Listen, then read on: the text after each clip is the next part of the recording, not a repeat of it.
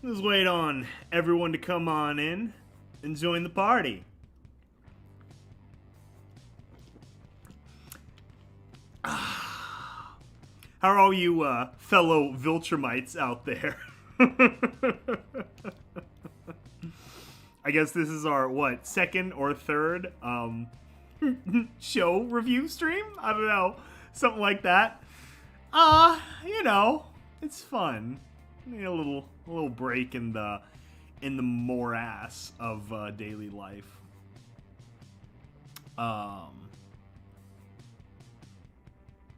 Yeah, we'll give everyone a minute to pile in. We are currently listening to Rock and Alternative Background Music Instrumental Playlist 2018 by Rovski Music. That's Rovski Music. I think it's literally just someone's mixtape. So, there we go. Let me make sure this actually went out live. To pop up on my phone, that's usually the indicator. Oh, hey, there it is. Okay, that's a pretty good sign. Whoa, nope, go down. Okay, sweet.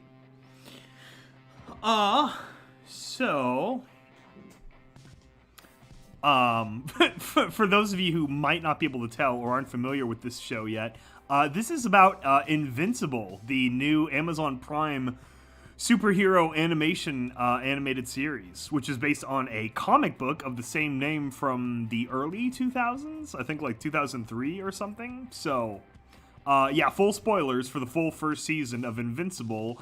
And then also later on in the stream, we'll talk about Miss Nagatoro, the first 4 episodes of that, I guess, that have aired in Japan. I see we have 2 concurrent viewers and no live chat, so this is a great time to start the night. Whatever, I don't care. I'm in the mood to do this now. So we'll start off with the show. I mean, why not? It seems like Amazon especially is going all in on cape shit. No, just kidding. They're actually going on some really interesting lesser-known comic adaptations. It seems like because Marvel and DC are so heavily locked down in their own, kingdoms, basically, that everything in between is sort of like up for grabs, which is really great. So now we're seeing things like, years ago there was Kick-Ass, and The Boys now was a series, and this, Invincible, is a series. And a lot of, like, lesser-known comic books, or, like, ones that are independent or part of one of the, not the big 2, they're getting more light. They're getting more, like, viewership because the big 2 are still so, caught up in their major franchises. Like, obviously Marvel was able to pull that off better, so they were able to bring in lesser-known characters like Guardians of the Galaxy and things like that, but DC need to get their shit together. Like, at one point, they were trying a few different things, like Jonah Hex back in 2011 or something like that, which I thought that was kind of neat, but obviously it wasn't what's the word? Executed. Well executed. So, anyway, it's good. It honestly reminded me of, I'm not sure what the animation studio is. I actually have the page in front of me, so I probably could read that. Production company Skybound. Okay, I don't know what that is. That's the one owned by the original comic creator, so I'm guessing they're not the actual animation company. Whatever. It's probably done in Korea. It's all done in Korea. Which is great, too, because we actually have a Korean star. So, we have, probably should drop the plot of it, first. I don't know, what is the best way to do the plot of this? I guess I don't really have a format. I'll just go, I'm just gonna read through the synopsis of the series and give my takes as the story goes. Yeah, it's pretty straightforward to start with. Oh, here we go. We have 1 viewer anyway. Welcome, Roy Mustang. That's right, all of the memes. So many memes, so many things to talk about. Alright, let's go down to episode summaries.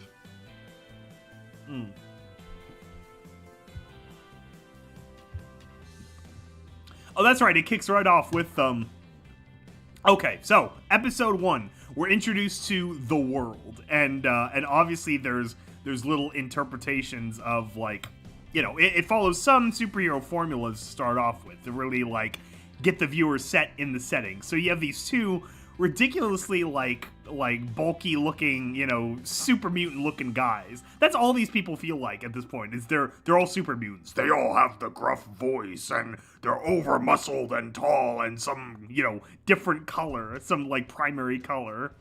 So in this case, these guys are blue, and they're called twins, but later you find out, or actually I think even in there, they're making jokes back and forth where one of them's a clone. And it turns out not only are one of them the clone, probably both of them are clones at this point. The original probably died long ago. Not only are they clones, but they're also the cloner. They're also the scientist that has been doing the cloning. So this guy, who I guess his name is just Mahler, and he always makes a clone of himself, so there's a twin, a backup. He's just been cloning himself for however long, and there's tons of them now.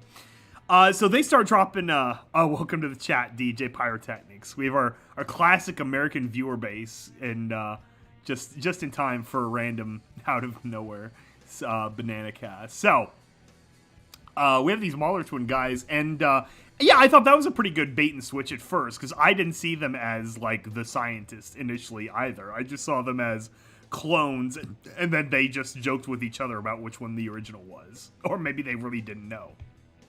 It seems like they really didn't know. It seems like they kind of designed the process so they wouldn't really know. So they start busting up the ground in front of the White House, and they're like, oh, we need to kill the president. Doesn't say who the president is. This isn't a political statement. They're just like, oh, we're bad guys, and we're gonna attack the White House, and blah, blah, blah. So yeah, they try to do that. They get as far as, like, the first fence, and then the superheroes start showing up. And we've got this whole team, the Justice League, the Avengers equivalent, which in this world is called the Guardians of the Globe. They are the team. They are the super heroes. And it's a pretty interesting cast. You've got, like, you have, where's the original cast? The original members. Okay, you have War Woman, which is sort of like a cross between Wonder Woman and Hawk Woman from Justice League, where she's got some kind of mace. She's got a very, like, kind of classical looking armor, and she's got a mace. You've got the Green Ghost, which is this girl who has intangibility powers. Think Danny Phantom, basically. Chad Coleman as the Martian Man. Then you have Martian Manhunter equivalent, but his, like, rather than just shape-shifting, he can also spread himself out as, like, a capture device. Like, he can spread his body over as, like, a straitjacket. And it's pretty strong because he can wrap up some pretty strong heroes early on. Then you have the very Russian guy who is Red Russian, who is the Flash. He's the speedster on the team. Then you have Darkwing, which is just Batman. It's their Batman. Very smart, has the scary cape and persona, and he's got the gadgets and all that cool stuff. And then you have the Immortal, which is this, like, ancient-looking, like, you know, pre-civilization Celt or Viking or something-looking guy who, you know, just got blessed by the gods or something, and he's literally immortal. And he's got some pretty crazy strength and flight and a lot of the other things, too. And they all start fighting the Mahler twin guys, but they're actually pretty strong, too. They hold their own against these heroes, and they're making trouble. So, of course, the heroes are distracted doing... Oh, I'm sorry, I forgot one, too. There's also a fish guy who's their Aquaman. He matters as much as the Aquaman in the real world, though, so it really doesn't matter. He's just a fish man. So they're fighting the Mahler twin guys, and they're doing pretty well, but, I mean, they're distracted by all the civilian, quote-unquote, casualties, as in people being endangered, not necessarily people dying. Although some of that happens. It's an 18-plus show, or 16-plus, or whatever. Very adult, so there's no punches pulled, you know. It's very bloody, very graphic.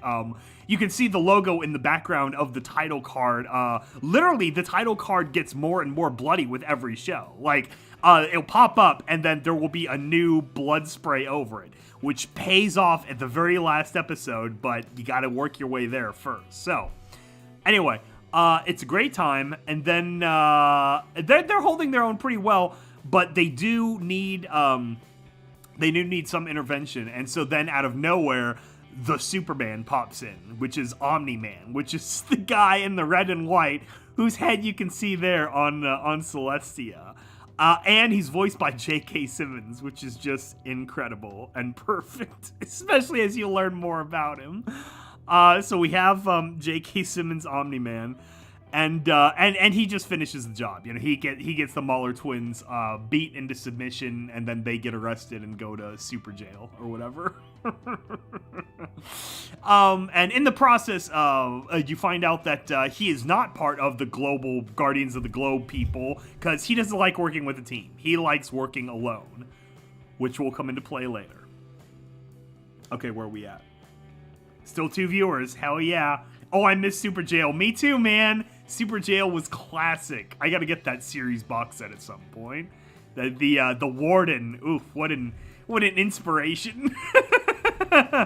It's like Willy Wonka as he was always meant to be. A true Willy Wonka, unchained from his sanity. And the laws of physics. So anyway, we're introduced to the world. We have all these superheroes. Omni-Man, once he fights off that, he flies home and returns to his life very quickly as mild-mannered Nolan Grayson, which I thought that was funny. I don't know if that's a nod specifically to Dick Grayson, the original Robins, but it kind of seems like it. I mean, it really seems like it to me, but I don't know. Grayson, good American name, you know, very, very, very classical sounding, very red, white, and blue, rah-rah, and all that stuff.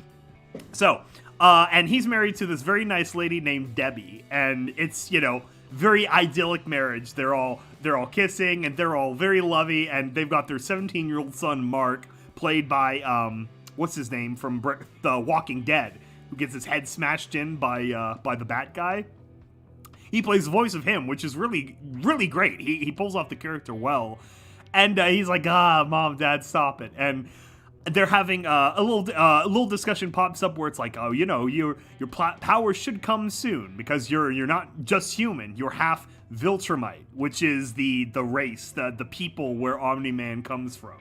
And he gives the whole backstory of his planet are basically like I don't know if he uses a specific term or whatever, but basically they go to planets and they protect them from the threats of the universe, and he's been sent as the protector of Earth to you know, keep away all the baddies out there in the universe, and he does a pretty good job of it, and everyone loves him, and he's been Mr. Superman for 20 something years. But early on in those years, he meets Debbie, and as regular person man Nolan Grayson, they have their little family, including Mark. And so now he's 17, and he's just desperately waiting for his powers to start showing up. And this episode is when they start showing up, which kicks off the whole rest of the series because of what him getting his powers now means. And so his father is a little bit happy, but it looks like he's got some kind of emotional, like, conflict up in there somewhere. And so they're talking, and he has a heart-to-heart. He's like, you know, this is a great responsibility. It sounds like an Uncle Ben talk, basically. Great power comes great responsibility. And you'll have to do things that you don't necessarily want to do because it's the right thing to do. And he says it in a weird way, and it sounds cryptic, but, you know, without the greater context of knowing what's coming, you're kind of like, okay, it's very like, you know, you gotta be a man and do the right thing kind of energy to it. Woo, that gets spoiled fast.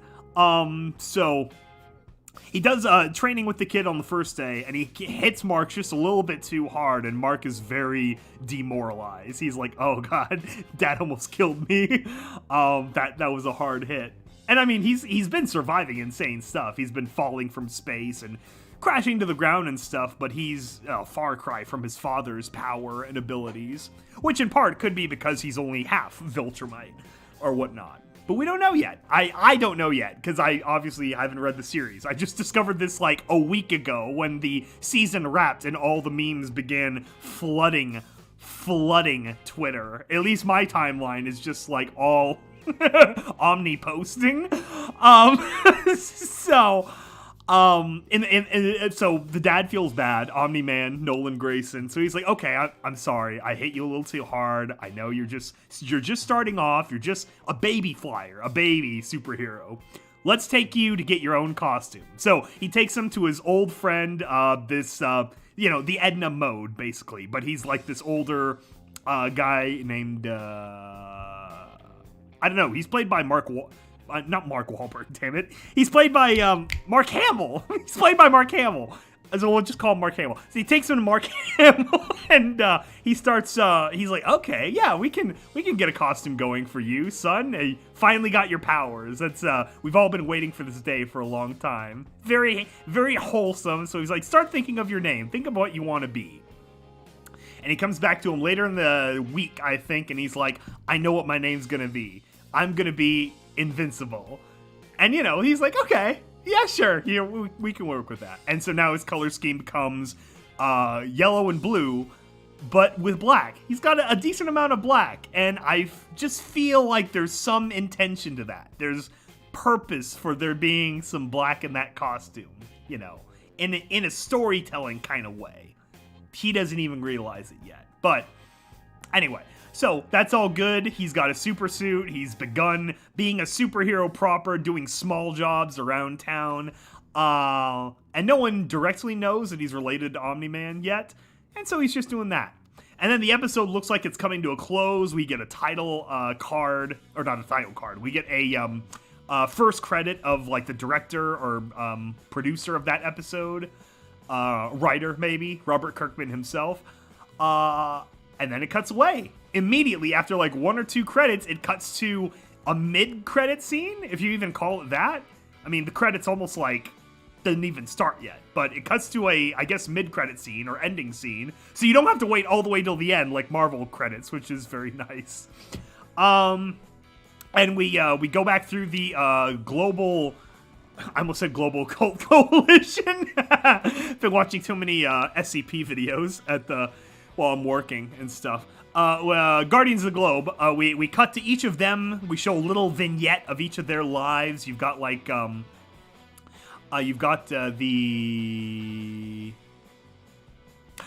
Russian guy who has a young wife. They're both relatively young, like early 30s or whatever.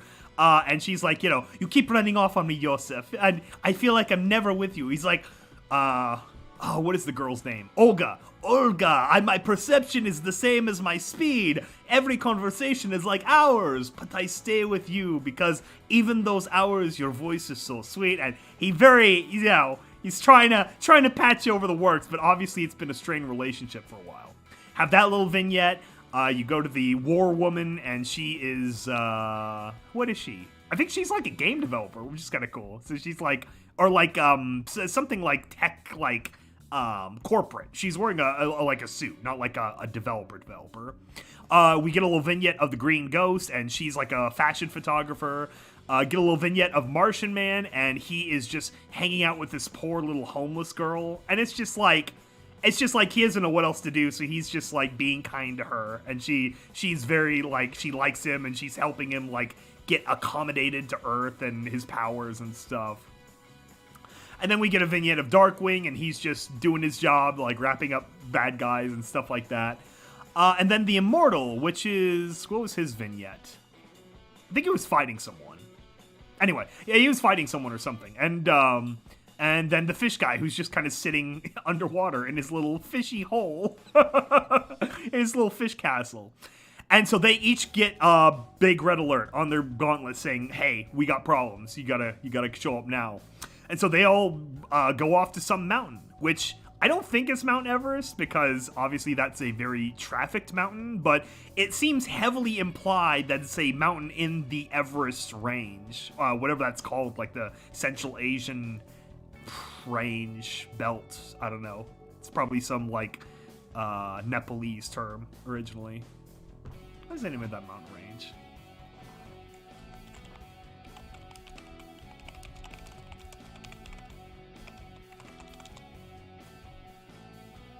Oh, fucking God damn it. Idiot. The Himalayas. Obviously. Idiot. The Himalayas. It looks like it's supposed to be somewhere up there, you know, away from as many regular people as you can get. But they didn't want to do, like, you know, space or whatever, like the Justice League. So, they all go to their little mountain fortress, and they're like, hey, you know, who made the call? What's going on? And the Darkwing shows up in his jet, and of course, you know, no matter how fast his jet is, he's the last one there. He's like, what's going on, guys? And they're like, wait, you didn't call us? And he's like, no, you guys called me. And they're like, no, we didn't. And then suddenly, all the lights go out, and they're like, wait a second, this is bad. This is really bad. And then, of course, Mr. Russian Flash, he has the best perception out of all of them, so he suddenly zooms forward and pushes the Immortal out of the way, and you see a bright red glove fly in from off-screen, and it's Omni-Man. And he turns to all of them, and they're like, what the heck? Omni-Man? What was that? Why did you punch him? And then he punches him again, and then it's just... I mean, there's not even music or anything. It's just a bloodbath. He starts wailing on them, and they're like, something's wrong. He's under mind control or something. But it doesn't matter. He's trying to kill them. And he does kill the Red Rush first. And so they're like, okay, it's life or death. We have to somehow beat Omni-Man. And so they do their damnedest. But I mean, ugh, it's almost like the beginning of... what is the DC storyline with evil Superman? Injustice. It's almost like the beginning of that, where it's like, he's too powerful. Like, all of us Earth-based heroes, we just don't have that level of just, you know, godlike abilities. So one by one, he just takes them down. And the two at the very end, the ones that hold out the longest, are the Wonder Woman equivalent, War Woman, who's wailing on him with her... Oh no, her fist, because he gets the mace away from her. And then the Immortal, who himself seems like, you know, almost like ancient godlike powers. But he does kill her in the most horrible way ever. He completely just snaps her head around. So her mouth is like between her shoulder blades. And she like coughs up blood down her back and dies. It's a very gory show. Yeah, you know, obviously you have to be comfortable with that from the start if you're gonna watch it. Obviously I am, because I'm completely desensitized, but I know there are people who are not, so fair warning. Oh sweet, I should go back to the comments. Miss Super Jail, Omni-Man would wreck Super Nab. That's right. Omni posting. Roy owns the chat. Yes, you do. Yes, you do, my dude. If anyone else, please add your live chat comments. I will try to make sure I check chat at least every 5 to 10 minutes. I swear. I don't just monologue. I do try to respond in a loosely timely manner. To all of our core fans that show up for my little nonsense sessions. Anyway, the episode ends with Immortal Man's head getting completely sliced off with just a, what do you call it when you hit someone with, like, your flat hand, like in karate? He just gets karate chopped, decapitated by Omni-Man. But Omni-Man, he's taken a lot of punishment. He's covered in welts and blood and bruises, his own blood, and his costume is all torn to pieces, even though it's like, you know, one of the super duper near indestructible costumes. And he falls too, and it's just like, it looks like he died too. He's not moving. And then you get the title card. And then we open up to episode 2. Here Goes Nothing. Episode opens on a scene of all of them still laying on the floor in blood. Just total bloody mess for almost all of them. And then little by little, these a door gets blown open, and you see all these soldiers rush in, and others just materialize out of nowhere. And the ones materializing have like super stealth tech. And one by one, they just start securing the area and bringing in emergency hospital gear for all of the heroes, just doing their damnedest to try to resuscitate them. Like, they put on some kind of, like, neck gauntlet thing to Immortal to try to put his head back on, but no use there, and everyone else is just, they're dead. except for Omni-Man. Omni-Man is in a coma, and they're thinking, oh my gosh, all of the global... Dang it. I almost said global coalition again. Guardians of the Globe are dead, except for Omni-Man. Whoa, wait, he wasn't even one of them. So yeah, they get him on a stretcher and get him to their superhero hospital, which is under the Pentagon, of course. And that is how it opens. And then we get a flash of the director, which is this guy named Cecil Stedman. He goes to their house. Omni-Man doesn't get home that night, and so Debbie and Mark, they're just like, oh yeah, your father's out late, some other superhero business. This is their whole life. They've always known him as being like that. But instead, they see the government agents at their door, and they're like, Mrs. Grayson, you need to come with us. And so we're introduced to a long-knowing relationship between her and these people, which are the Global Defense Agency. They are the spook troopers. They're the CIA super soldiers, whatever, that act in clandestine use with the superheroes. They're the SCP Foundation.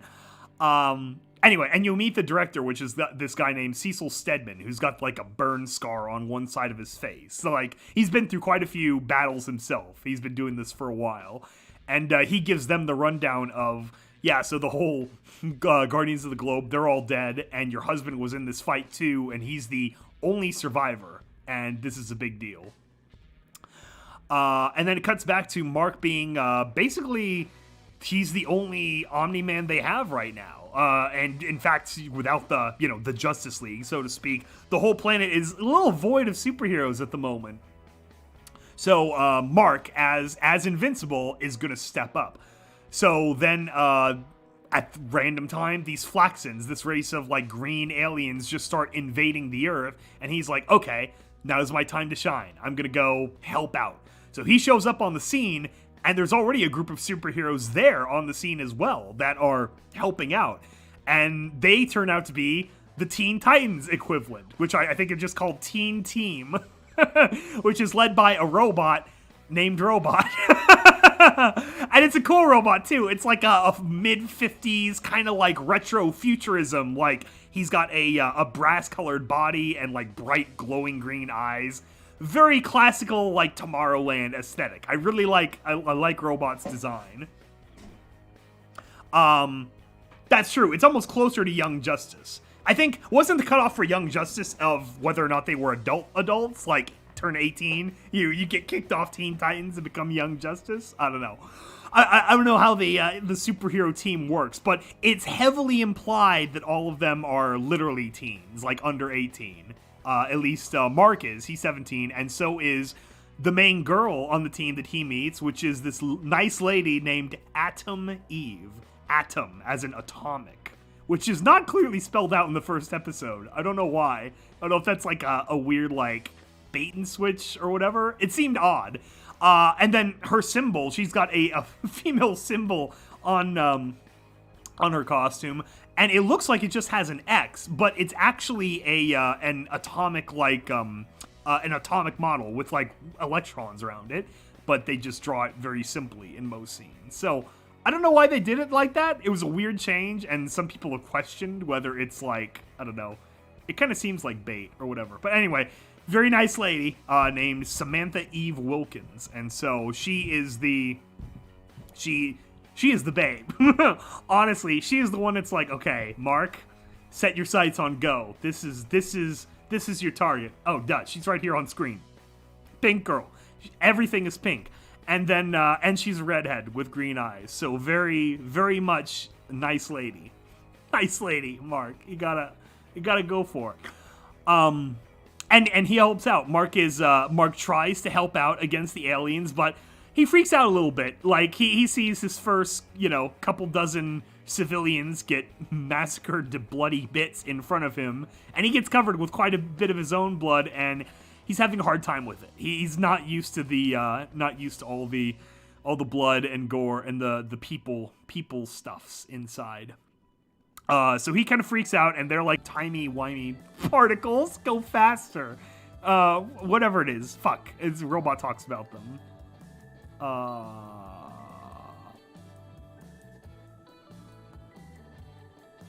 Fuck, I cannot find it. Anyway, yeah, their time goes faster, so they start aging, like, immediately. I thought at first it was going to be a reference to War of the Worlds, where they die because of bacteria and stuff in the air. But no, it's a time stream thing, so that's kind of cool. Yeah, Mark kind of struggles with that. And, do we have... Yes, so the whole episode, Mark ends up finding Atom Eve, Samantha Eve Wilkins, going to his school, which is very convenient. And so he goes up to her and he's like, hey, thanks for the help yesterday. And she's like, wait, what? And then she puts it together like, oh, you're the guy in the blue and yellow. And he's completely embarrassed because it was total rookie move in front of this very nice lady. And she's like, do you need to talk? Because you kind of look like you need to talk. So there's like, okay. After school, meet me in the front. We'll go to Teen Team headquarters and chill. And you can decompress a little bit because it looks like you're in a heavy mood right now. So they do that, and he gets to meet the Teen Team a little bit more. You've got her, Atom Eve, and her power is like, it's a crazy combination. It's like, on one hand, it almost looks like Green Lantern, where it's like hard light, like generation, like kind of power. But then at the same time, she can just kind of like make anything materialize. Like, what's her name from My Hero Academia? Momo. Damn it, what's her last name? Anyway, you know the one where she can generate the stuff out of her skin, all of her skin. She's almost got like those two combined, basically. Just can generate mass at will, which is pretty godlike, like godlike powers of creation. So that's handy, and she's definitely like the most OP on the team in that sense. Then you've got Robot, which is kind of the leader, just because he's like supercomputer looking HAL 9000 motherfucker that's giving them like predictabilities and options and second by second like breakdown of what's going on. And at the same time, as his actual robot body can handle some punishment. He's got like, not like Gort tier, like, you know, fighting durability against some of these creatures and beings. Is this... Oh, this is Vocaloid noise. I was gonna say, this was like, the vocals are, bothering me. So let's go to something else that's, no copyright. See, you have all these music mixes, but they don't say whether they're copyright or not, which makes things difficult. Indie, no copyright, instrumental.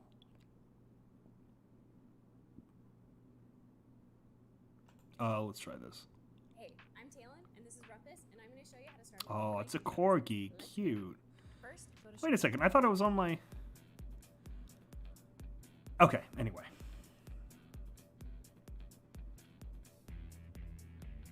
Yeah, this works. Okay, episode 2. So, yeah, he's meeting the teen team. You have those two.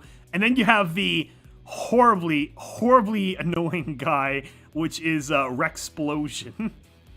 And he kind of seems like he has, there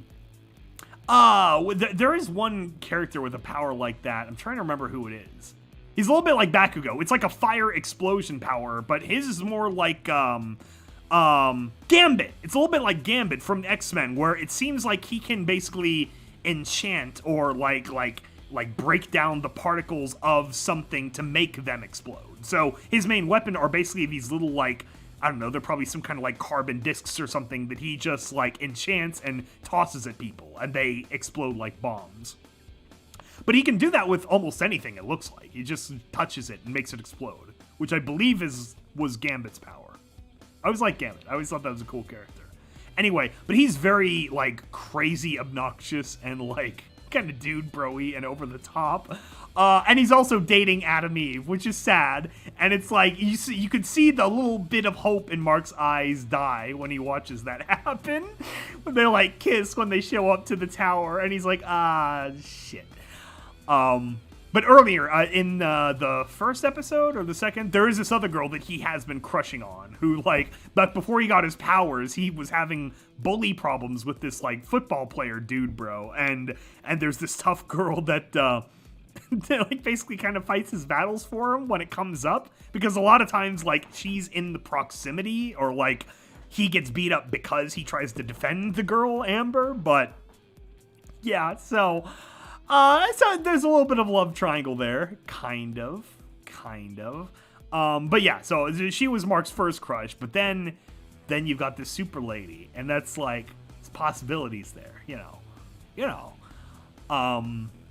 And so then episode 2 ends with cutting away from the kiddos, and it goes back to the. Oh yeah, it goes back to the hospital, and it turns out his dad has woken up. Omni-Man is up from his coma, and he, talks about how he just got jumped by some shadowy being, same as all the others, and that's when he passed out after taking a beating.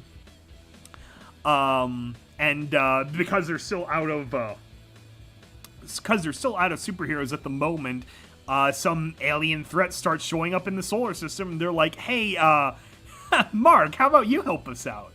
And the mom is not for that either. She's like, Nolan just got out of the hospital, and I'm not sending, our son to space, few weeks or months into having his powers. But he agrees, and so he goes up into space, and he fights this alien dude on the moon in a very, it felt very Dragon Ball, like Piccolo or Vegeta or something. So they fight a bit on the moon, and then finally he gets the guy to talk to him through communication, telepathy. And this dude, who's like this orange Cyclops-looking, Piccolo-looking guy, he's like, oh yeah, you guys did pretty well. This is our regular test. He's like, test? What are you talking about? He's like, oh, I'm a representative with the Coalition of Planets, Space UN, and we just come by your little shitty backwater planets from time to time to make sure you have someone who can kind of defend you from, outside threats. And he's like, well, yeah, we're fine, but stop it, go away. And and he's like, well, don't blame me. You guys signed up for the program. And he shows him the thing, and it says Urath. It's like, no, Urath. That is not our planet. Our planet is Earth. EARTH. He's like, oh shit, really? It's a great little scene. He's like, oh, fuck, I'm in trouble. So he disappears, probably to go find Urath or something. And then we get our first credit, and then that, cuts away immediately, and we have our mid-early credit scene with this guy, Damien Darkblood, shows up. We have Cecil, the director of the Global Defense Agency, and his number 2 guy. This guy, he's a real bro, too. Donovan? Dead. Something like that. He's just like a number 2, toady Fed guy. And they're in the bloody pools in the middle of the Guardians of the Globe headquarters, looking around, and this demon-looking Hellboy motherfucker shows up named Damien Darkblood, and his whole deal is he is just a demon detective who is trying to solve crimes and bring justice to the living as a way to basically pay off his sentence in hell and get to stay on Earth for another however many hundreds or thousands of years. And he is the first one to propose that, obviously, one of the heroes must have been the killer, because no one else could have done that. And if someone could have done that, they probably would have finished the job with Omni-Man. And so he doesn't say the obvious, but he implies one of them is probably the killer, because they're the only ones that are here. And the director, Cecil, gets very upset about that, and he's like, don't you shut the hell up. Don't you talk about, theories like that again. And Damien's like, okay, man, whatever. I'll just keep snooping around and let you know if anything else comes up. And so he disappears, but it's of course, there would already be, suspicions. Then we open up on episode 3. We have the televised funeral. The public are finally let into the know about the deaths of the Guardians of the Globe. And they talk about how they're moving forward with the plan to establish a new Guardians of the Globe. So they have their little funeral, and they know Omni-Man was there, and he was the only one to survive. I'm pretty sure. I actually forgot if they say that publicly or not. But anyway, he goes there, and he talks about how, oh, you know, they're great heroes, and they were friends and stuff. And then they bury the heroes' bodies in, like, a secret place in, like, Arlington or something, so no one knows where the actual bodies are buried. So people don't, like, steal their bones or something. And then Cecil, the director guy, he goes to the teen team to Robot, and he says, like, you know, we've been trying to, like, find a good place for you on the team for years, so, you know, Robot, why don't you help us find a new Guardians of the Globe? And he's like, I would be honored, sir. Thank you so much. He's very, very, like, game for the whole global superhero deal. So the search begins. He starts bringing in a whole bunch of potential superheroes that they're going to work their way through. Does it happen in this episode? I'm not sure if... Yes, they do actually make the choices in this episode. So, they go through all that, and and they end up with... Oh, no, this does happen beforehand. Okay, so before he actually makes the selections, before we actually watch the drama play out of the superhero trials, Atom Eve comes back to the tower, and she finds that there were two people suspiciously missing from the funeral, and one of them was her former boyfriend, Explode, and one of the other two teammates, Duplicate. And she finds him and three of her in the shower together. And so, yeah, that was a bit of a shock to her system. And she's like, okay, we are absolutely through now. This is cheating, because they were not broken up with. Rexplode was just kind of like jealous and ahead of himself, thinking that she had already dumped him for Invincible, which is really funny and sad because she already knows Invincible is hot for this Amber girl. And yeah, everything just falls apart from there, and she's like, you know, we're through, and she's very wounded and betrayed by Duplicate, even though technically Rex told Duplicate that they'd already broken up before the four-way began. So, very sad times for her. And then they have the trials for the new Guardians of the Globe. So you have Robot merging the team, basically merging the best of the teen team into the Guardians, into the Guardians of the Globe. And they add three new people, which is Monster Girl, Black Samson, and Shrinking Ray. Black Samson is a guy who says he used to have powers, but they were lost for whatever reason. Monster Girl she looks like a little girl. She looks like she's 12 or 13 or something, but she's actually 24, and part of the curse is every time she goes into monster mode, which is like a really big orc-looking thing, her age goes down. She, like, reverse ages. So she can only do the power so many times in a day or in a week without, like, aging herself down into, like, being a literal kid again, like baby diapers. And then there's Shrinking Ray, where her power is sort of like Ant-Man, where she can grow and shrink at will. However, even though she's chosen for the team, Atom Eve decides, no, she doesn't want to be here because she can't be on a team with Rexplode and Duplicate after the horrible betrayal by both of them. So she's just like, okay, I guess I'm like Omni-Man. I'm a free agent now. I'm going to be my own superhero or something. So then Mark finally ends up getting a study date with Amber, and as soon as the date kicks off, he gets an alert from Cecil, and he's like, Cecil, what? Stop bothering me. I'm on a date. And Cecil's like, yeah, but we have a problem, and we're short on superheroes, so you need help. And also bring Adam...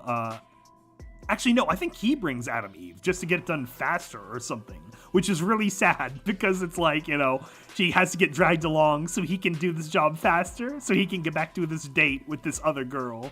And she's like, yeah, okay, Mark, sure, I'll help. So they go to Mount Rushmore, and they have to stop this guy, Doc Seismic, from just leveling it to the ground because he's he's got his own reasons. He drank a little bit too deep from the sociology minor, and he just wants to destroy Mount Rushmore and fight them and whatever. But they stop him. They stop him and save Mount Rushmore and Lincoln's head, and he ends up falling into the lava underneath and gets just melted. Or so we think. Yeah, there's actually a scene at the end of the series that shows he lives and he's got like mole people or something now.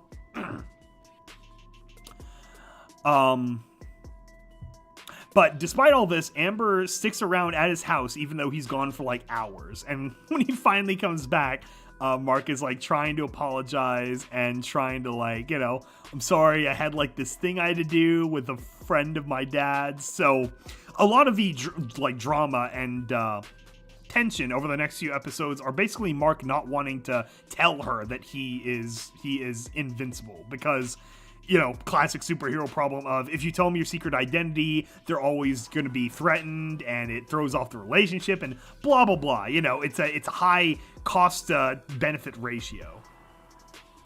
And at the same time, Rex is trying to apologize to Eve, but she is not going with it. And she spurns him, and she's kind of just going to keep being on her own for a while. She's still figuring things out, and the dynamic between her and Mark is still kind of questionable also, because she can probably feel there's still something there between the two of them, whatever that thing is.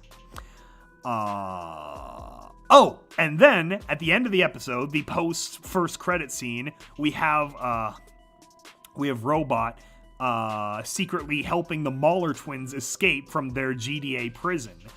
And yeah, that's kind of weird. That's kind of like, wait a second, what are you doing? Why are you letting them out? So we end on suspicious intentions of Mr. Robot. Not the Mr. Robot, but Mr. the Robot from this series. When Darkblood questions Debbie.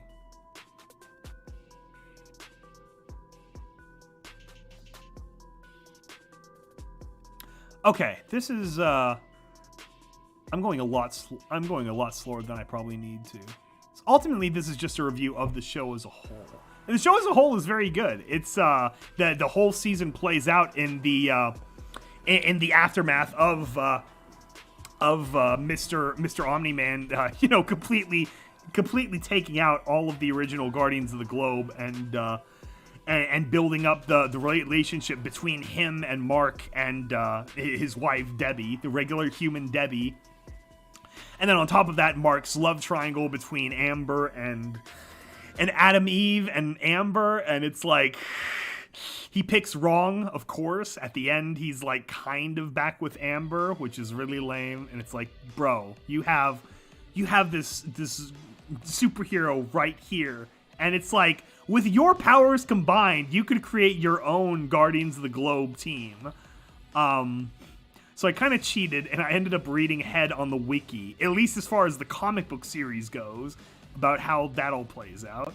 And on one hand, it's pretty good. On one hand, like, it has an ending I think I would be satisfied with if it plays out the way they imply it does. But oh boy, there's a lot of ups and downs in the middle. Like, holy shit.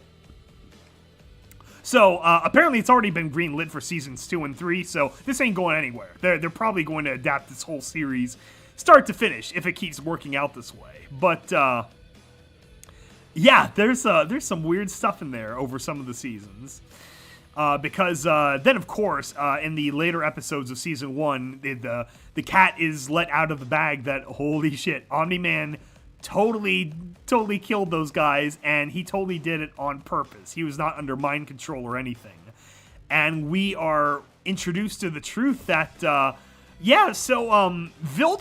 and the Viltrumites, they aren't exactly this, like, they aren't exactly the Star Trek Federation, sending out their Federation to strange new worlds to help the locals, get this whole, Starfleet thing going for them. Yeah, no, they're conquerors. They're definitely, each of them are like, these godlike beings, and they basically go to planets to soften them up to make them easier to get like wormed into the Viltrum Empire without fighting back so much, because Viltrum doesn't want to do like costly expeditionary like conquering invasions. They kind of want the people to just kind of fold in. So it's a bit of a what do you call that? A headhunter operation, where it's like if he defeats enough of the people on top, everyone else will just kind of fold in eventually. Which is what he was pretty damn close to doing, but then at the very end, the only person standing between him and victory was his own son, and he beats Mark almost to death. Like 1 or 2 or 3 punches, and Mark would have been just gone.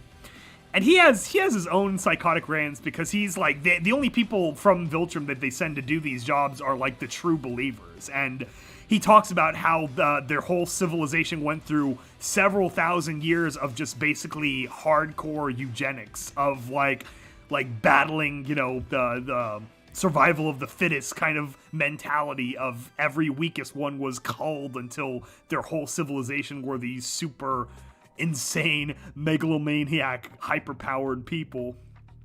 And then they just kept expanding their empire in that same kind of way, with this same sort of idea.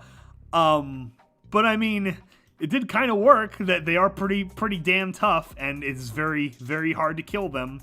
And apparently they live for thousands and thousands of years, which is part of Mark's detachment, where he at one point even refers to his wife as like a pet. That Debbie was just, you have him for a few years, but in the context of your own life, it's nothing. It's like owning a hamster. He'll barely remember it, 20 years out of thousands. And there's some really great heart-to-heart like moments between him and Mark, even in this context, even with Mark fighting him, his own father, and seeing just the true evil that lie beneath his intentions. It's very sad. And a lot of other setups are made for the seasons to come. And like I said, I've read ahead, and some of what's to come is pretty neat, pretty interesting. So I am excited. It is a neat show. And there are some weird parts that definitely in the story, and I'm sure they'll change some stuff and make them weird from the original storyline. But if they at least pay off the Atom Eve and Mark Invincible storyline kind of the way it does in the comics, I think I would be satisfied. I'm basically trying to like prevent myself from going through another Eren and Mikasa thing again, because that was depressing. That was depressing. That's half the reason I usually only get into shows until the very end, so I'm not like, have a mountain of expectations just get dashed against the waves, just like real life. It's a harsh mistress. Anyway, so a lot of interesting stuff that could happen there. A lot of ups and downs, but kind of almost a happy ending. We'll see. Good show. Can recommend. 8 episodes in. Very interesting stuff. We'll see how it all goes. Yeah, we'll see how it all goes. Then, another show, which is not done with this first season. I discovered this one much earlier in its production process. But we have Don't Bully Me, Miss Nagatoro.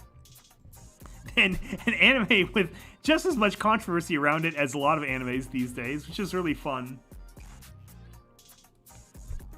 But also really sad, because it's, with all the fan service and stuff aside, it actually has a really interesting, like, core relationship. Like, the whole thing is built around this very toxic relationship of Nagatoro, who is the girl, very, very scary girl, just literally bullying, just almost endlessly, the poor protagonist, Naoto, who she calls senpai just the whole time. I don't know if she's actually referred to him as Naoto once, even in the series yet.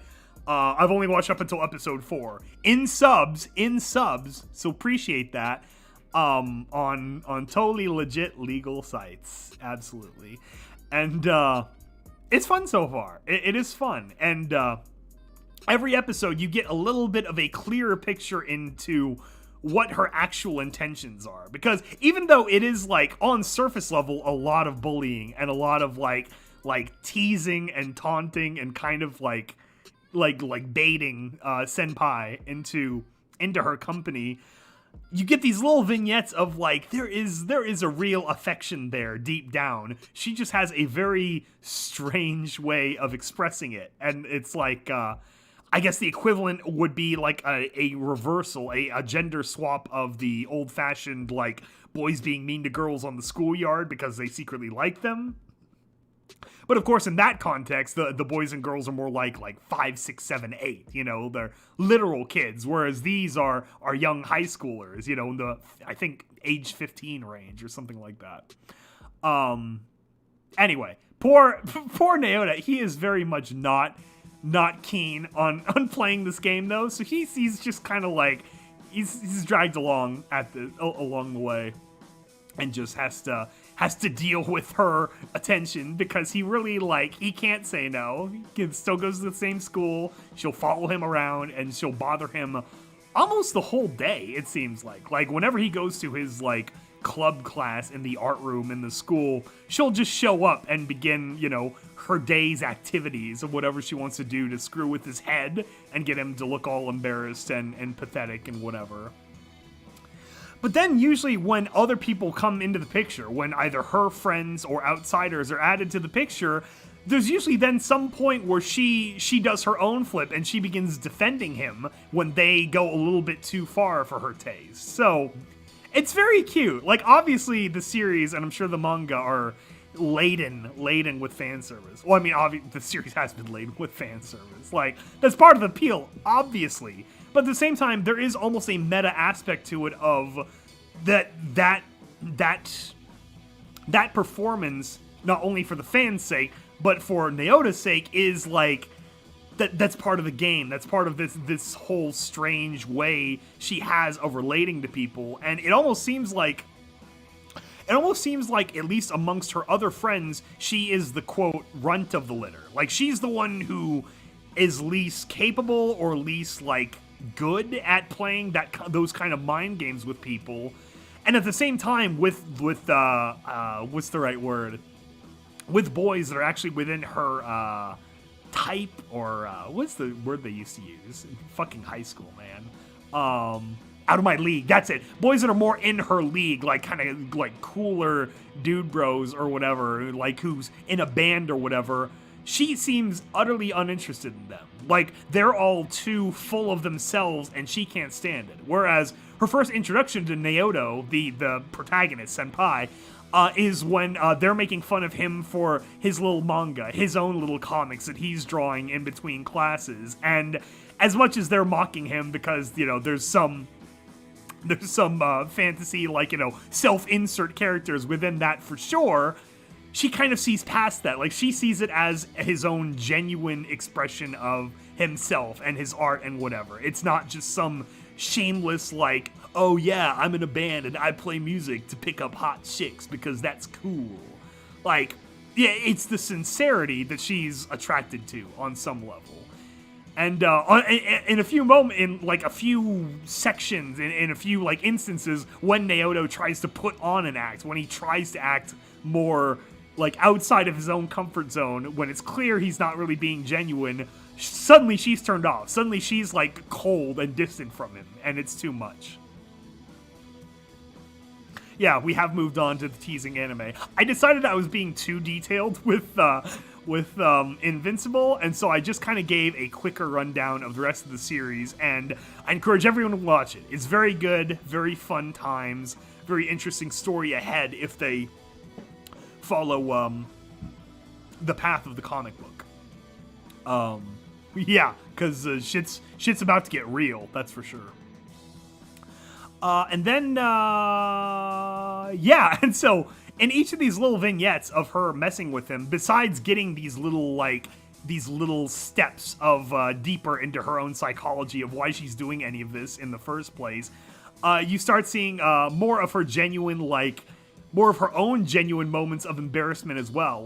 She'll put on some kind of act or some kind of game where She's using it as an opportunity to get a reaction out of him, but then something will go wrong in the game, or something will execute wrong, and then she'll be embarrassed. Schoolers and like working out the mechanics of love, I guess you could say. Because, like, throughout all this, even though, like, some of it is very deeply embarrassing and painful for Naoto to suffer through, at the same time, he is starting to develop feelings for her, too, because she is just obviously pouring all this attention onto him, whether he likes it or not.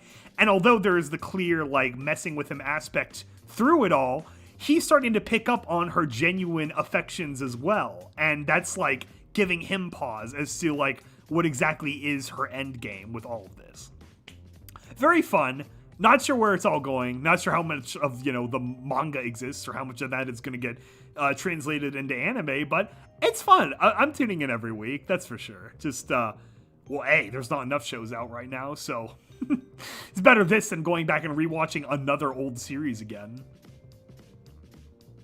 What Omni memes do you have for us? I actually haven't downloaded any to my computer, so I can't really put them up. I found a few good ones on Twitter that I have on my phone, and a lot of them are like Virgin and Chad memes, and it's just like Chad Eve telling him to, like, wise the fuck up already. But we'll have to wait for that. He's gonna keep on messing around with Amber for some stupid reason. Just dumb. So dumb. Just like, get with the program, man. You've got superpowers. You need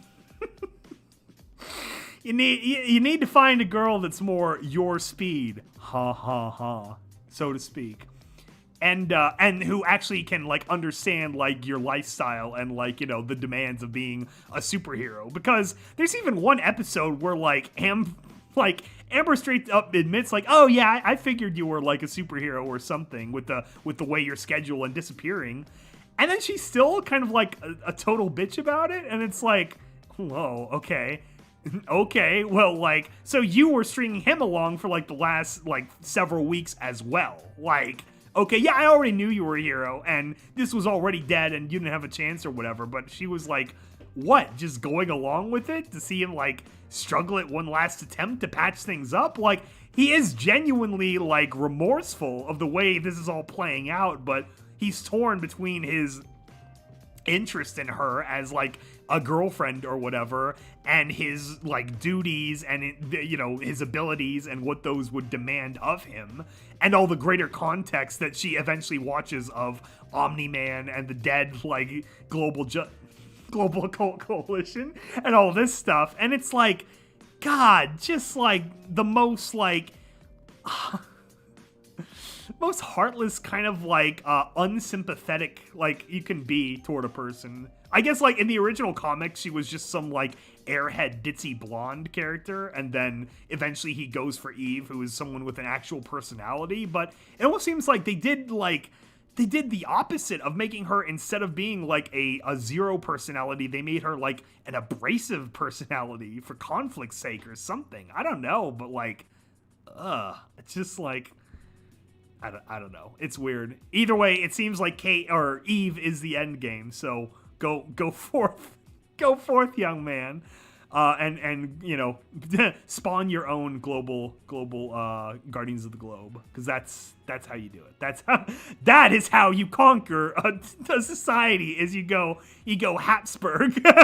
You just start breeding yourself an elite class, and eventually everyone else will catch up. It might take 1,000 years. You might have to have some corrections over time, but I mean, all of you live for crazy amounts of time, so I mean, society might have to evolve around that anyway. If you have this, like, ruling class of Viltrumites who are just, like, doing their own thing, little by little, society is going to adapt around you anyway, in the way that it sort of adapted around Omni-Man and the Guardians of the Globe, just by the nature of them being superpowered and doing superpowered things all the time. It's sort of like, it's not really them, like, taking direct control, like what Omni-Man wants to do, but it's sort of more like mutualism, like two organisms introduced into the same ecosystem, and eventually it's like, okay, the lampreys are going to stick around with the sharks because they can get a lot of food, just like eating them off the sharks or whatever. Things like that. Very interesting stuff. Speaking of stuff to watch, have you seen Spider, Isoki, or Megalobox 2. No, I'm not familiar with either of those. I guess, I don't know, my introduction to shows has always been really screwy. It's usually, like, random things, like I discovered Game of Thrones from a freaking PMV, a Pony music video, back in, like, 2011 or something. I'm still embarrassed by that fact. But, you know, whatever. And so, then the last couple of, like, streaming shows I've picked up from, like, places like Twitter and Facebook group crossovers and things like that. And, you know, I guess it being brought to your attention from communities that you're already in, finding interest in them. And, you know, that seems like just the natural way people discover things, but it's still weird in, like, an internet context. But yeah, the memes are good, of course. And then you have all the memes of, like, Omni-Man did nothing wrong, which, of course, you're going to get some of those. And then the Virgin Chad memes. And then, what was the other one? You had the, what was the other one? With, the Love Triangle memes, the Wojaks. What was, there was one specific one I had in mind. Oh, it's Omni-Man yelling at Mark. When Mark is like beat to a pulp and laying against this mountain, you have Omni-Man kind of having a breakdown because he's now forced to choose between his own emotional connection to his son, which is more than a pet to him now. Like, even his own psychotic ideology can't coalesce the fact that he is half Viltrumite. You know, even if you really do just see, you know, your wife, the mother of your child, as like some pet, like a breeding sow or whatever, Mark is at least half-blooded Viltrumite. And even he himself says, Viltrumite blood is so pure that, you know, it's basically going to override the little bits of you that are human. Like, it is the dominant cell, the dominant DNA, no matter what. If you think of that, like, you know, metagenetics and, what do they call that? Genetic, appearance, genetic morphology. What is that fucking word? That basically means, like, which genes of yours... Oh, genetic expression. That's it. Which genes of yours actually do show up in the way you look, in the way you are, the way you act, you know? Because, of course, we have, like, giant catalogs of junk DNA that just don't manifest anymore because it's that far back in the, you know, the evolutionary tree or whatever, that it just sits there like unused code. But he's like, you know, in this case, the Viltrumite DNA is the perfect one. So that's what's going to express itself more than anything in everything except for, like, very surface level characteristics. Isekai. Yeah, I'm sorry, I'm not familiar with either of those shows. I really don't have, like, an anime, like, you know, it's got to be somewhat accessible, like, somewhat, like, popular enough where it's either in the dubbing process or like popular enough where it's going to be or whatever. Otherwise, I'm probably out of the loop. If it's like one of those anime or manga that are mostly constrained within Japanese or Eastern markets, I'm probably ignorant to it.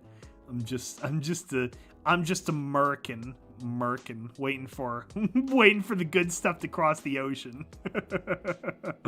The ocean is the great filter. Yeah, so those are shows I'm watching this week. I don't know. Well, now I'm out of Invincible, so that's gotta wait a year for that. Castlevania's coming up. That's gonna be great. Maybe we'll do a Castlevania stream after season 4. So that was a lot of fun. See how that all plays out, because holy shit, like, season 3 introduced so many new things to Castlevania. It's like, oh fuck, what are they gonna do with all this now? Because it's like, we have a whole bunch of new characters, a whole bunch of new factions, a whole bunch of new, like, world building and lore and everything else. Like, shit, man, like, where's this all going? I'm very curious. I'm very excited. I love me some Castlevania. Hopefully Trevor doesn't fucking screw it up with Sypha. Oh, fuck. I should probably, Ruby as well, we could mention. Ruby season, what was this, 8 or 9? Whatever season this was. This just wrapped, and, they're dead.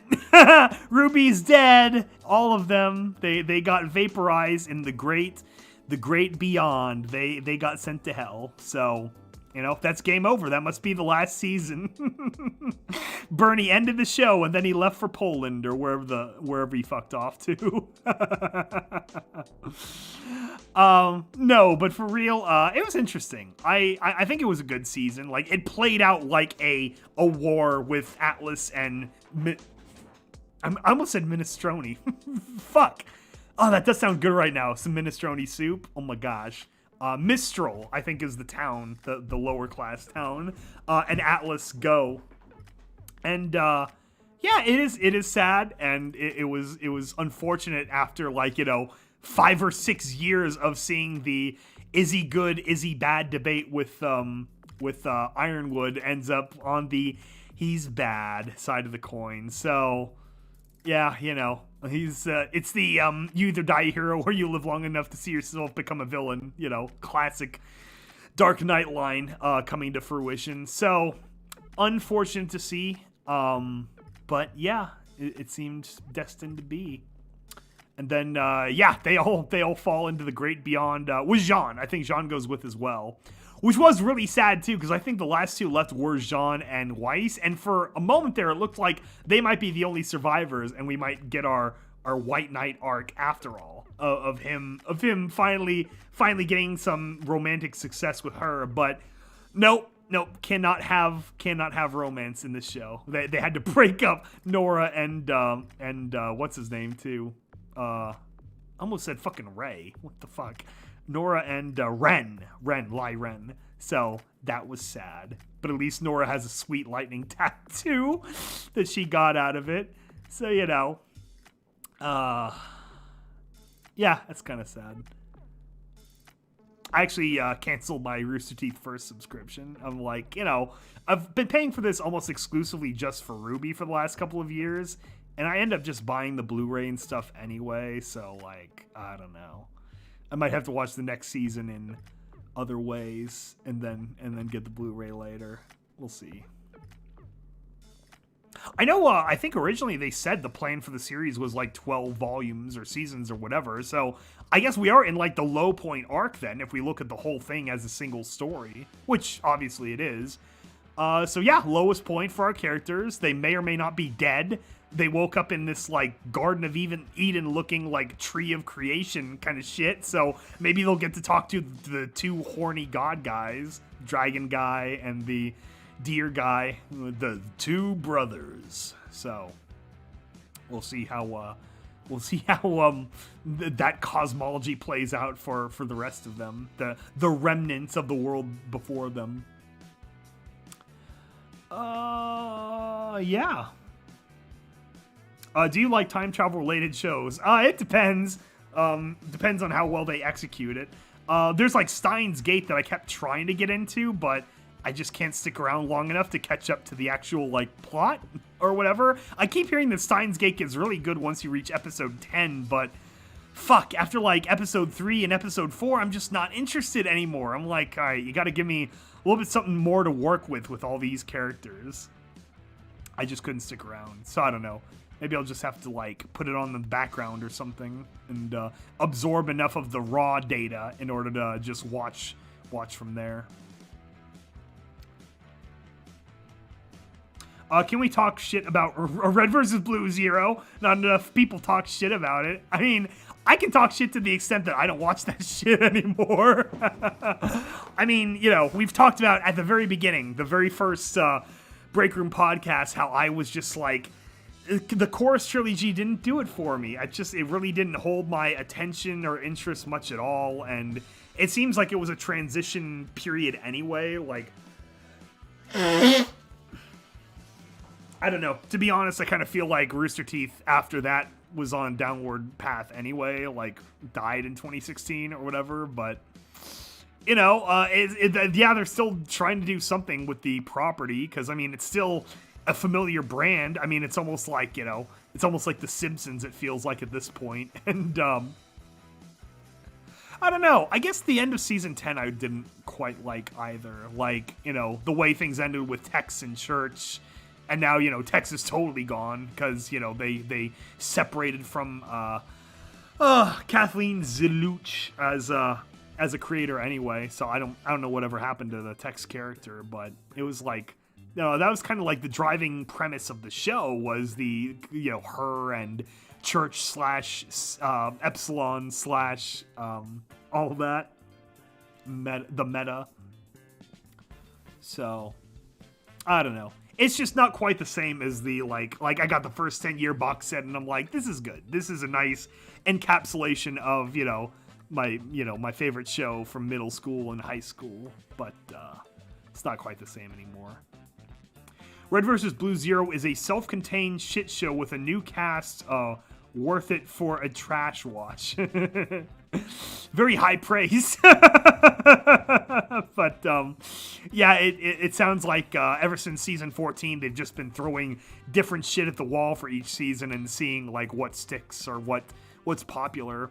I think they keep assuming that something is going to like click especially well with the audience, and then they would like build off of that into the new continuation arc. Like, it seems like they're still in the same like feeling around position that like Marvel is in with Phase 4.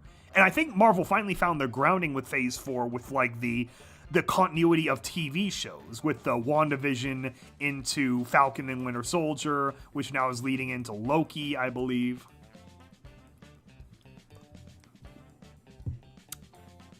I didn't watch Falcon and Winter Soldier, but I've heard, you know, mixed things. It sounds like it was an interesting show, but I don't know. It didn't really grab me. It just didn't really like grab me as like a property or whatever. So, I don't know. It seems cool.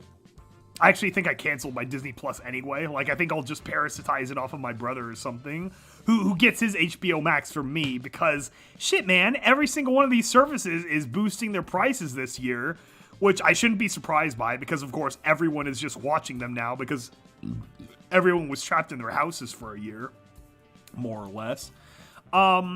Yeah, so they all got expensive, so I had to drop a few. I'm so tempted to drop Hulu as well, but there's a couple of shows I like that are on Hulu that I might start rewatching again, so I'm like, fuck, I'll probably keep it. I'll probably keep it. I got rid of Rooster Teeth and Disney for now, so that's a good, you know, correction of my monthly, whatchamacallit, funding, my monthly expenditures for entertainment, so that's fine. I could probably take, Nagatoro off screen there. Yeah, man, there's still good animation out there. One other thing I like about Invincible is you've got that classical 2D animation, like that heyday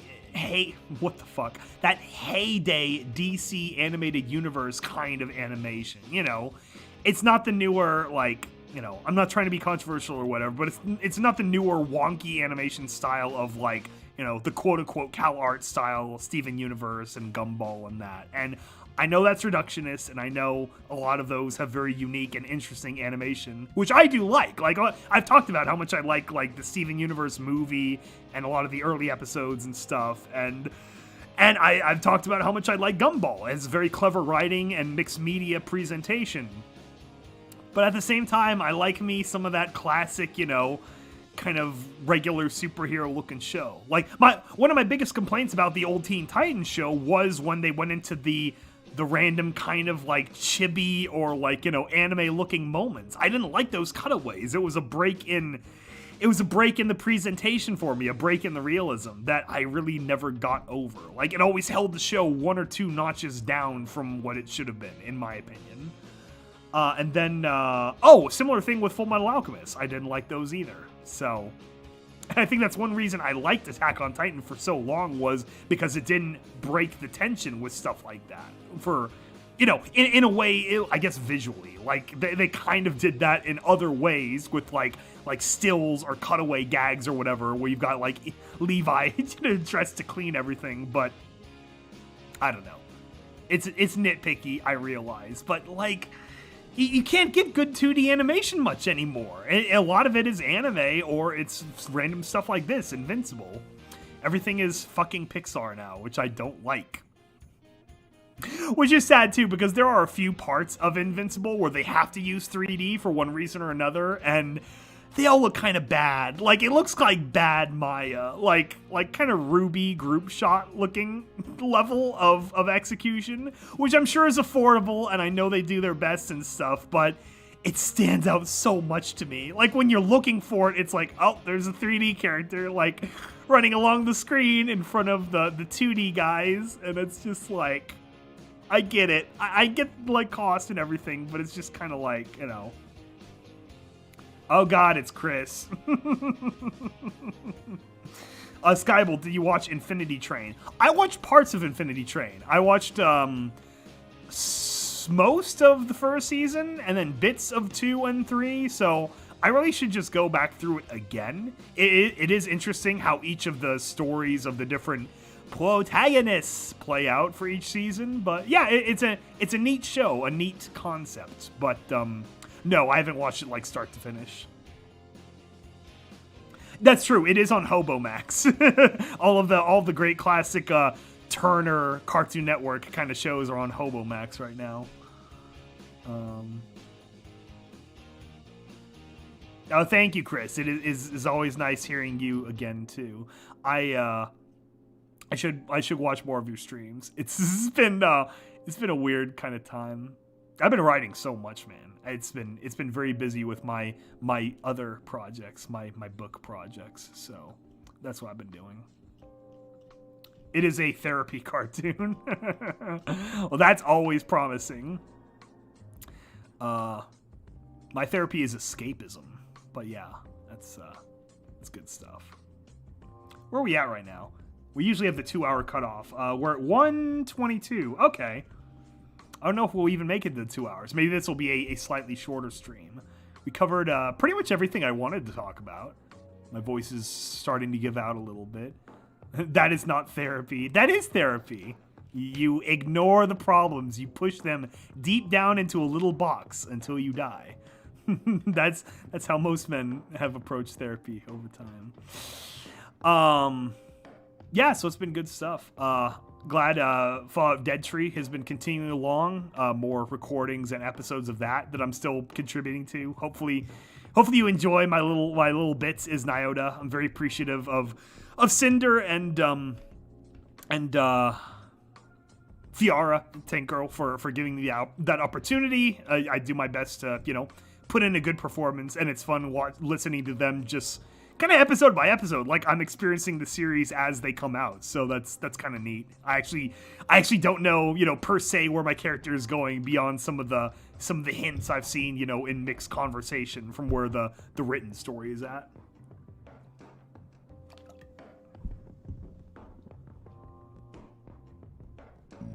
Yeah, more EAST Corp stuffies. As far as EAST Corp stuffies go, Arya Moon Season 2 is in at the end of pre-production, I believe. So I think everything is written now from what I saw James post in one of the chat boxes or something. And then he's going to start getting the stuff recorded and everything going from there. Yeah, that's right. More fidget. I can guarantee you that there will be more fidget. That's for sure. It's you gotta play to your strengths with the good characters, and that is good character.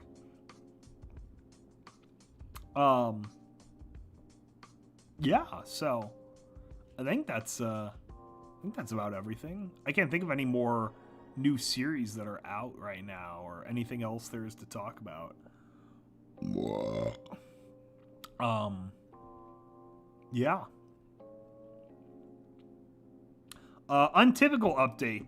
That is another good question. I know Vermont was still waiting on some last recordings. I think a lot of episode 2 and 3 are mostly produced audio-wise, except for a couple characters that are missing lines, and then they do like final mixing and stuff. I actually don't know if James does a podcast or something. I we could show up and listen to him talk production and whatever. But yeah, I honestly don't know right now.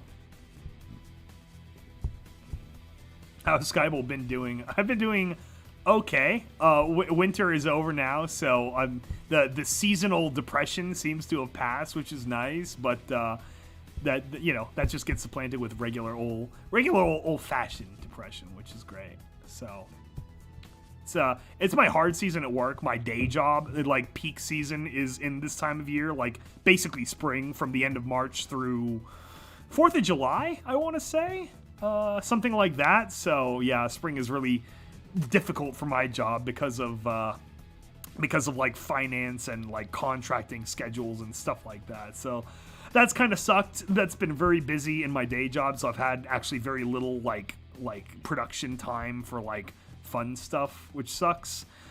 And then what else? Oh, and it's also our like performance review season, so it's like you gotta not only make sure all your work is done, but you're doing your bestest job, and everyone is super happy because, you know, the performance reviews come in at any time now. So yeah, that's been exhausting, just put on a happy face to make all that good and be impressive and make monies and stuff.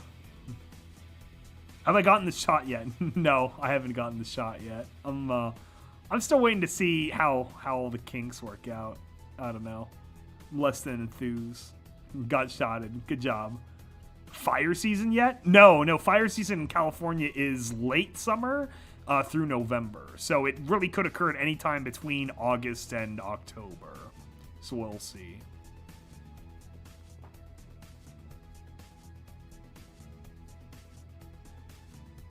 It might be a bad fire season though. Like all the indicators are that we have a lot of dry brush that's gonna dry out over the summer and then burn. I got lucky and I was able to secure myself a pack of 3 new actual 3M brand masks that actually do particulate filtering and stuff. So at least I'm set as far as like, you know, protecting myself from smoke when I have to go out and stuff. But as far as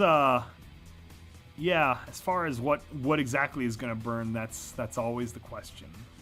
So I'm glad I live where I am in kind of semi-dense suburbs, so we don't have a lot of dry brush or anything. Like all the trees and stuff are well cared for, and the boulevards and stuff. But yeah, hoping everything works out this year. Minimal damage to people's homes or whatever, you know, just regular forest fires that they just like burn down old growth and then new stuff can start blooming, but no one gets property damage or death. That would be the ideal. Is any chocolate left? No, I finished the chocolate a long time ago. That was very good. I have actually most of my pantries are empty. I've been like exhausting my my quarantine supplies over the last couple of months. I've just been like, okay, work my way through the spare canned food I ate and work my way through like meat and stuff before it expires. And so now I'm almost like a fresh start. It almost feels like I just moved in, how clean my fridge and pantry are. So I need to make a shopping trip at some point this month and get a restock for my freezer and my fridge and get some good grilling foods for grilling season and stuff like that. So that's been fun.